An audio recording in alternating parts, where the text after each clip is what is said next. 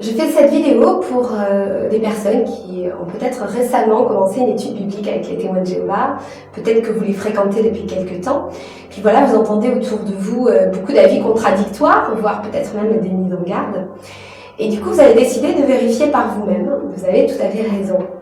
Alors j'ai moi-même conduit de nombreuses études bibliques dans le passé, parce que j'ai été pionnier de nombreuses années, mais le but de cette vidéo n'est pas de vous dire ce que vous devez faire, je ne vous dirai pas de continuer ou d'arrêter cette étude biblique avec eux, parce que Dieu nous a offert quelque chose de très précieux, le libre arbitre, le droit de choisir et de décider par nous-mêmes, et personne ne doit nous en priver.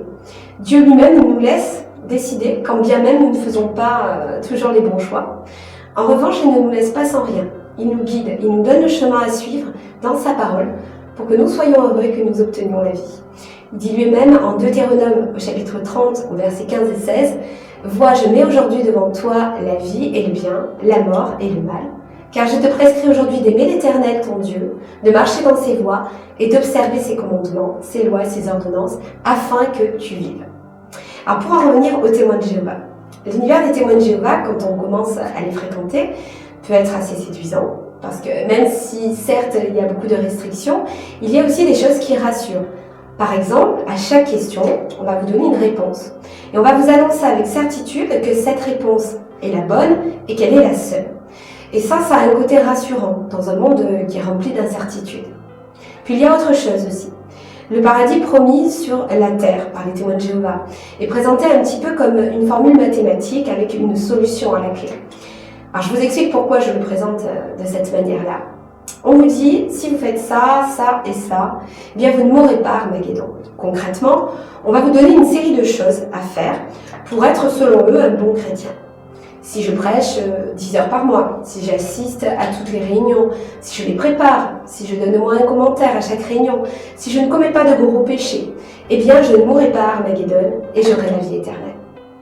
Alors dit comme cela, peut-être que ça paraît un peu dur ou exagéré, mais j'ai fait exprès de vous le présenter de cette manière-là, parce que la réalité est là.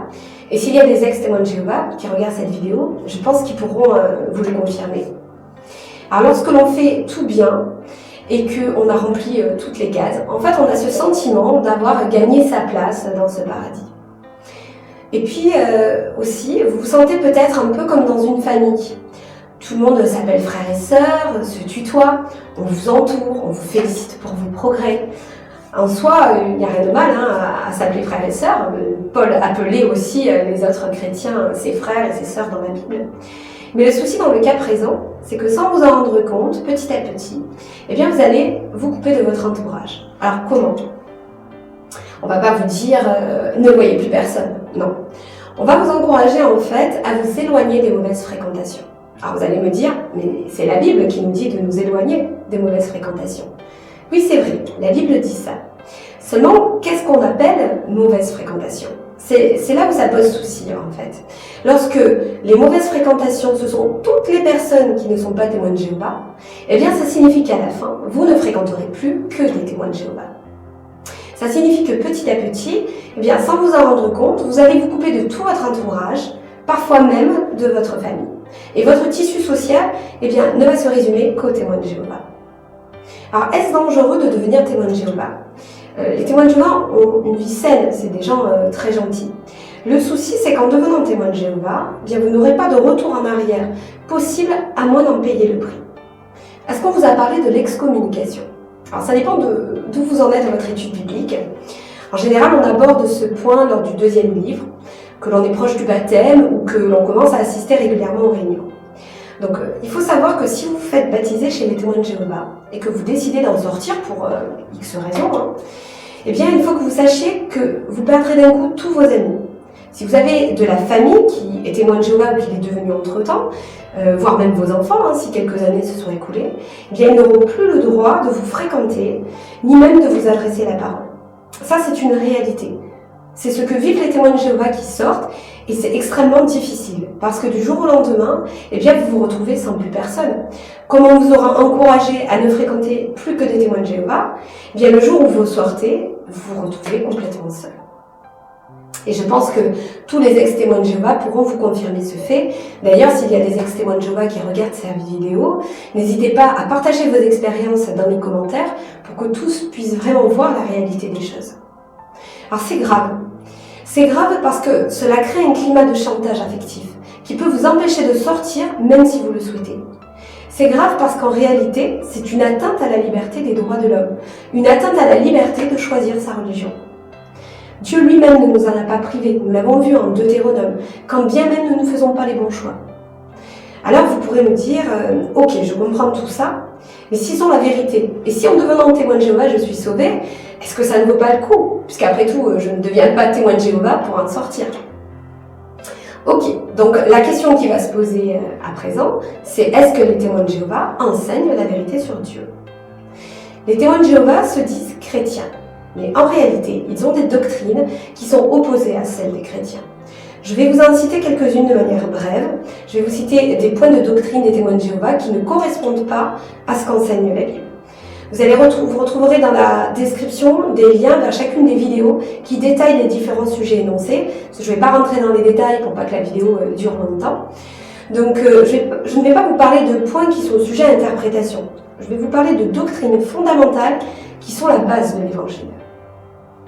La première, qui pour moi est vraiment la plus importante, les témoins de Jéhovah enseignent que Jésus est un ange. Or, la Bible n'enseigne pas que Jésus est un ange. La Bible enseigne que Jésus est Dieu.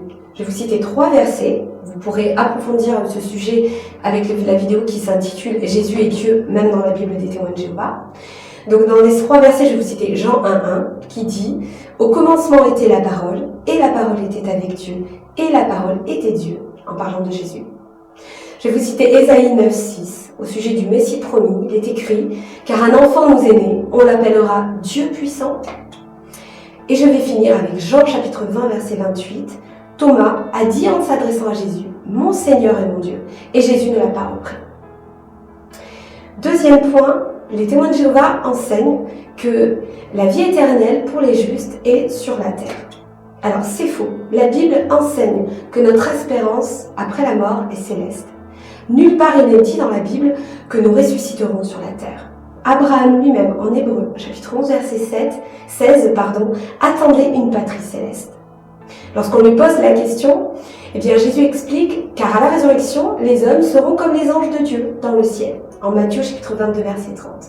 Et Paul dira en 1 Corinthiens chapitre 15, verset 49 « Et de même que nous avons porté l'image du terrestre, nous porterons aussi l'image du céleste. » La vidéo à ce sujet, que j'ai faite à ce sujet, s'intitule « Chers témoins de Jéhovah, quelle espérance avez-vous » Je vous invite à la regarder. Troisième point, pour les témoins de Jéhovah, le salut s'obtient par les œuvres. Alors, ce qui est paradoxal, c'est que d'un côté, on va vous dire « c'est une faveur imméritée », mais de l'autre, on va vous donner une liste de choses à faire pour l'obtenir. La Bible, elle enseigne que le salut est une grâce et que ce ne sont pas nos œuvres qui nous sauvent et que pour être sauvés en réalité, il nous faut une chose, croire en Jésus. Le geôlier demandera à Paul et à Silas « Que faut-il faire pour être sauvé ?» Et Paul et Silas répondent « Crois au Seigneur Jésus et tu seras sauvé toi et ta famille. » En Actes chapitre 16, versets 30 et 31. J'ai fait une vidéo sur ce sujet qui s'intitule « Les témoins de Jéhovah le salut par les œuvres ou par la grâce ». Quatrième point, les témoins de Jéhovah déclarent au moment de leur baptême appartenir à l'organisation. Alors la formulation a souvent changé avec le temps, mais l'idée reste toujours la même, on appartient à l'organisation. Le baptême dans la Bible n'est présenté qu'avec 2 formules. En Matthieu chapitre 28, verset 19, au nom du Père et du Fils et de l'Esprit Saint.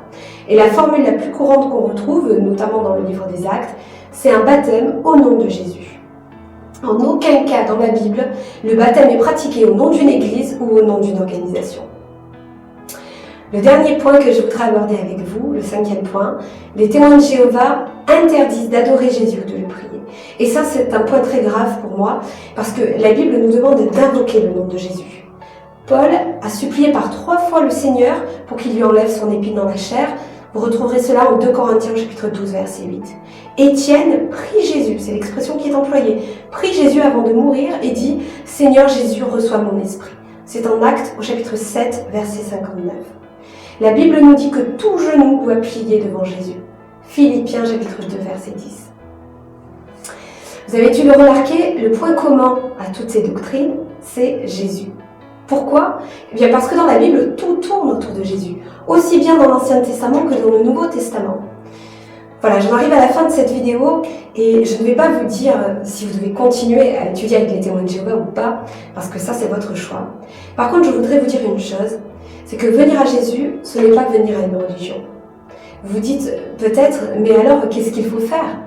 Eh bien, la Bible qui est là pour nous montrer le chemin, pour nous guider, nous dit en Romains, au chapitre 10, verset 9, « Si tu reconnais publiquement de ta bouche que Jésus est le Seigneur, si tu crois dans ton cœur que Dieu l'a ressuscité, tu seras sauvé. » Jésus est vivant et nous avons besoin de vivre une expérience personnelle avec lui. Si vous souhaitez avoir une relation personnelle avec lui, c'est possible parce qu'il est près de chacun de nous.